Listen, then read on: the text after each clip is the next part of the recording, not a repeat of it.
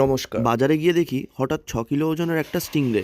আরে শঙ্কর মাছ! লোভ সামলাতে না পেরে 500 গ্রাম নিয়ে চলেই এলাম। প্রথমে শঙ্কর মাছের দুপারের ছালটা ছাড়িয়ে নিতে হবে। পিস করে এবার ম্যারিনেট করে নেব। 1 চামচ হলুদ, 1 চামচ কাশ্মীরি লঙ্কা, 1 চামচ জিরে গুঁড়ো, 1 চামচ নুন, সামান্য পরিমাণ গরম মশলা, সামান্য পরিমাণ গোলমরিচ দিয়ে ভালো করে মাসাজ করে নেব। তারপর সেটা আধ ঘন্টা রেখে দেবো। কড়ায় পরিমাণ মতো তেল দিয়ে দেবো। এক এক করে আলুগুলো দিয়ে লাল করে ভেজে নেব। ওই তেলেই 1 2 3 করে মাছগুলো ছেড়ে দিয়ে লাল লাল করে ভেজে তুলে নেব। একটা পেস্ট বানানোর জন্য পেঁয়াজ, রসুন, আদা ভালো করে ভেজে তুলে নেব। সাথে দুটো শুকনো লঙ্কা ভেজে দিয়ে দেবো। গরম তেলে একটা তেজপাতা দিয়ে কুচি করে রাখা পেঁয়াজগুলো দিয়ে দেবো। পেঁয়াজ যখন হয়ে আসবে লাল লাল ভাজা, তখন পেস্টটা দিয়ে দেবো। 1 চামচ নুন দেবো, পরিমাণ মতো কাশ্মীরি লঙ্কা দেবো, পরিমাণ মতো হলুদ আর 1 চামচ চিনি দেবো। মশলা থেকে তেল ছেড়ে দিলেই গরম জলটি ঢেলে দেবো। লাল লাল করে ভেজে রাখা মাছগুলো দিয়ে দেবো। সাথে ভেজে রাখা আলুগুলো দিয়ে দেবো। 3 থেকে 4 মিনিট ভালো করে ফুটিয়ে নেবো। তেলটা ছেড়ে আসলে কাঁচা লঙ্কা চিড়ে দিয়ে দেবো। গরম করে রাখা বাকি জলটা দিয়ে দেবো। সামান্য পরিমাণ গরম মশলা দিয়ে দেবো। গ্যাসের ফ্লেমটা বন্ধ করে ঢাকা দিয়ে দেবো। 4 থেকে 5 মিনিট পর গরম ভাতে সার্ভ করবো।